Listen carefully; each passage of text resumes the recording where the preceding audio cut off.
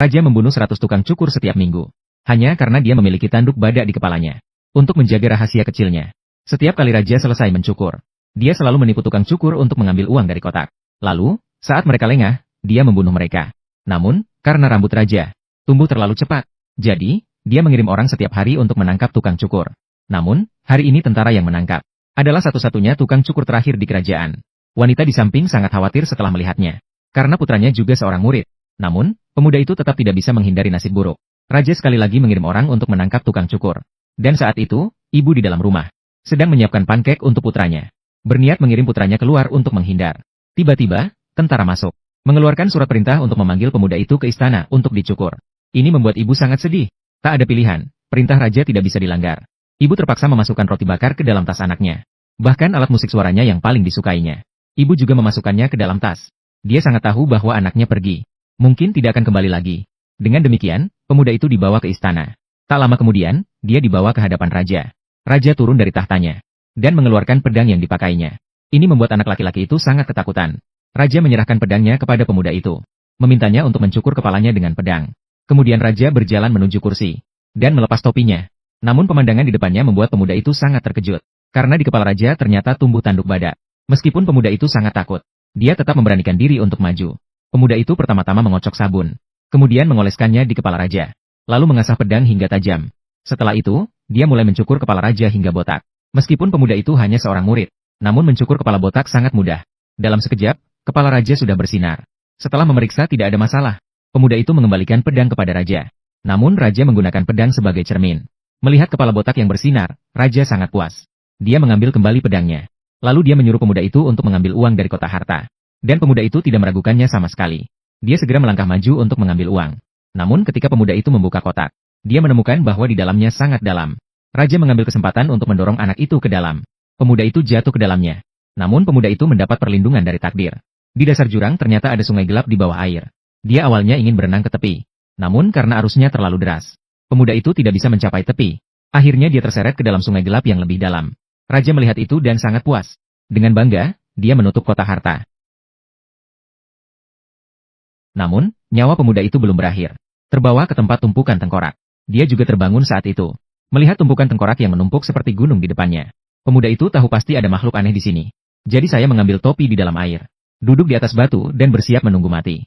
Saat itu, ada suara dari tumpukan tengkorak. Pemuda itu ketakutan dan mundur terus. Muncul tubuh ular yang melingkar. Seorang pemuda melihat itu dan perlahan mundur ke atas. Dia tahu ini adalah ular piton raksasa sepanjang 100 meter. Jadi dia mengeluarkan seruling dari bungkusan.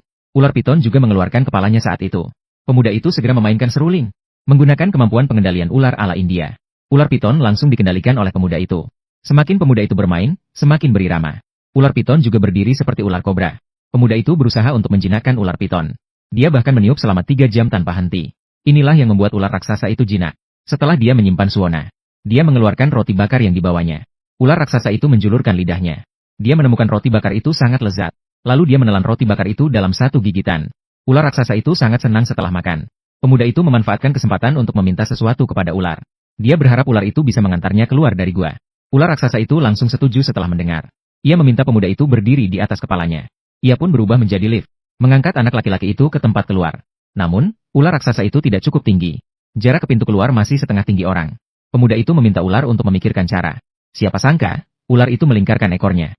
Ia berubah menjadi pegas kecil dan melompat, tepat mengenai batu yang menonjol di pintu gua. Pemuda itu segera keluar dari gua.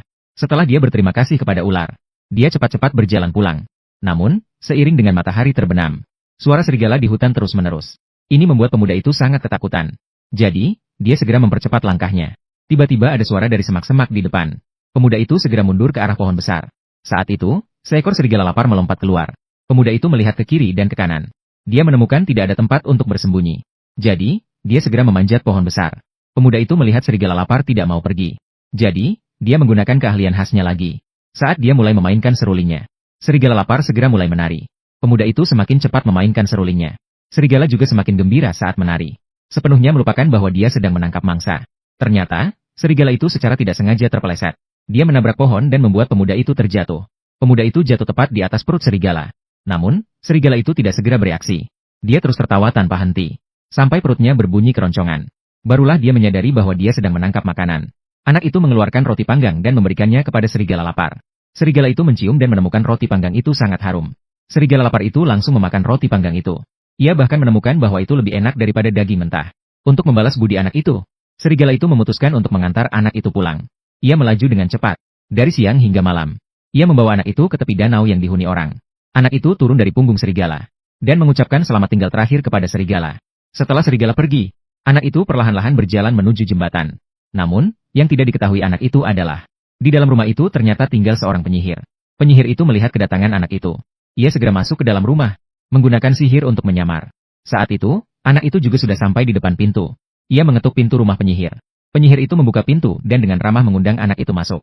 Anak itu tanpa berpikir panjang langsung masuk. Penyihir itu ingin mengambilkan tas untuk anak itu. Namun, pemuda itu sangat waspada. Tidak memberi kesempatan sedikit pun kepada penyihir. Dia langsung duduk di samping meja. Ternyata, penyihir itu bertepuk tangan. Dekorasi di dalam ruangan seketika membungkus pemuda itu. Dan akan mengirimnya ke dalam panci. Pemuda itu segera memohon kepada orang tua. Semoga bisa memainkan alat musik kesayangannya saat dia sekarat. Untuk menyanyikan sebuah lagu dengan suona yang dia cintai kepada penyihir. Penyihir merasa bahwa pemuda itu sudah dalam genggamannya. Maka dia setuju dengan permintaan pemuda itu. Kemudian dia menggunakan sihir untuk mengirim suona ke depan pemuda itu. Pemuda itu mengambil suona dan mulai memainkannya. Melodi yang hidup membuat penyihir tidak bisa menahan diri untuk bergerak. Kemudian mulai menari dengan anggun. Diiringi oleh melodi suona yang indah. Semua benda di dalam ruangan dikendalikan oleh pemuda itu. Semua benda itu berbaris dan mulai menari balet. Dan anak laki-laki itu juga kejam. Dia sangat menyadari bahwa kekuatan penyihir itu sangat besar. Untuk menjinakkan penyihir dengan lebih baik, dia terus memainkan suona selama 10 jam. Siapa sangka penyihir itu terlalu bersemangat, hingga dia melepas jubah sihirnya. Dia seketika berubah menjadi nenek sihir. Ini membuat anak laki-laki sangat terkejut. Dia sebenarnya ingin diam-diam pergi. Siapa sangka penyihir itu bertepuk tangan. Perabotan seketika menutup pintu. Penyihir itu mengusap perutnya menandakan dia lapar. Anak laki-laki itu juga sangat peka, mengeluarkan pankek terakhir dari tasnya. Penyihir itu tidak sabar untuk mulai memakannya. Setelah itu dia menceritakan kepada penyihir. Proses dia dikhianati oleh raja. Penyihir itu setelah mendengar memutuskan untuk membantu anak laki-laki itu membalas dendam.